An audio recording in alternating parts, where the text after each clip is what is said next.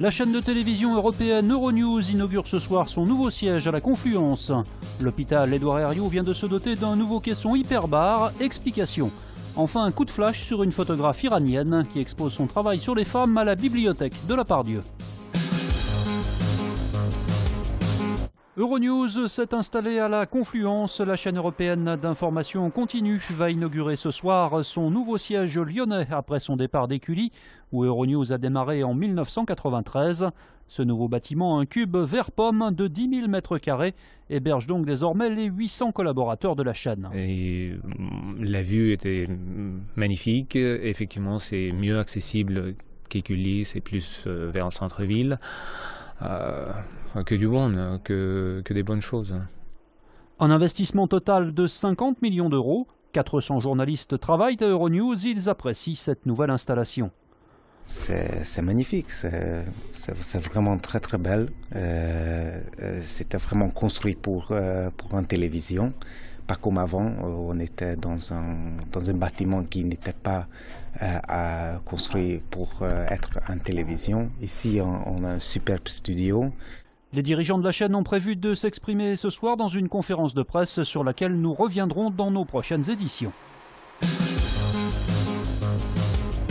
Mort mystérieuse à Vénissieux, un homme d'une quarantaine d'années a été retrouvé égorgé dans son logement de la rue Brossolette ce matin. Un important dispositif policier a été déployé sur les lieux et aussi incroyable que cela puisse paraître, la piste du suicide serait privilégiée par les enquêteurs. L'appartement était, semble-t-il, fermé de l'intérieur. Nous sommes aux urgences de l'hôpital Édouard Herriot et cette machine imposante, c'est le tout nouveau caisson hyperbar du centre hospitalier.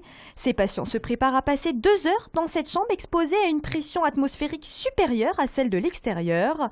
Ce caisson permet donc de traiter les urgences comme les accidents de plongée, mais aussi et surtout, et c'est moins connu, d'autres pathologies chroniques. On s'est aperçu que l'oxygénothérapie hyperbare, à travers la respiration de ces mélanges gazeux en oxygène sous pression, arrivait à stimuler certaines cellules de l'organisme qui font que chez des tissus qui étaient mal oxygénés, lésés, comme par exemple après une radiothérapie ou chez le patient diabétique ou artériopathique, les séances d'oxygénothérapie hyperbare arrivaient à refaire du tissu en stimulant les cellules et à refaire des vaisseaux sanguins et à avoir à terme un tissu plus fonctionnel. L'ARS et l'hôpital ont investi 1,5 million d'euros pour acquérir cette machine. L'ancienne datait de 1969. Elle pouvait traiter 4 patients à la fois. Aujourd'hui, il y a 16 places. Hélène, qui soigne une plaie, en est à sa 50e séance. Il y a un bruit assourdissant, et on passe par plusieurs phases de décompression. Voilà. Donc le dernier quart d'heure, on a froid. On se couvre. Et puis il y en a qui mettent des casques parce qu'on a un bruit énorme. Il existe en France seulement 20 caissons de ce type. Ici, à HEH, on espère pratiquer 8 000 à 10 000 séances par an. Après un mois de grève, les convoyeurs de fonds de Prosegur en Rhône-Alpes ont mis fin à leur mouvement. Ils ont signé avec la direction du groupe espagnol hier soir un protocole de fin de conflit. Les salariés ont obtenu la régularisation de 6 mois de primes qui seront versées en 2016. La direction prendra seulement à sa charge le jour de grève durant lequel se sont déroulées les obsèques du convoyeur gréviste décédé pendant le conflit. Objectif, victoire demain pour l'Asvel. Les Villeurbanais accueilleront ce vendredi le promu Antibes en 4e journée de Pro A.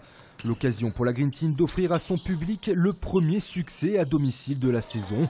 Avec en face un adversaire au profil très ressemblant à celui de l'Asvel. Ils ont un peu la même philosophie, le même style que nous.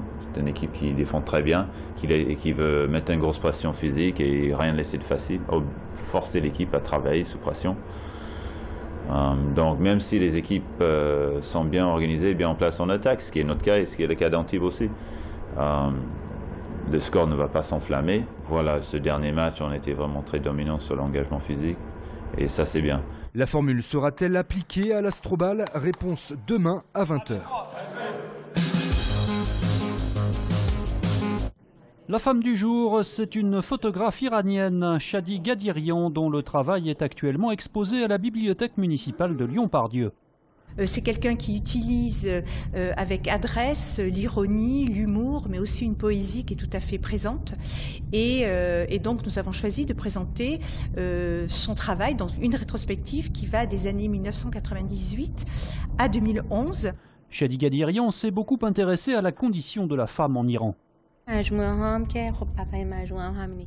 Dans ma première série de photos, le thème de la femme est uniquement artistique, mais après j'ai rencontré des associations féministes en Iran et j'ai voulu en tant que femme faire toucher la réalité du quotidien pour elles en Iran, aussi bien les aspects négatifs, les difficultés que le positif.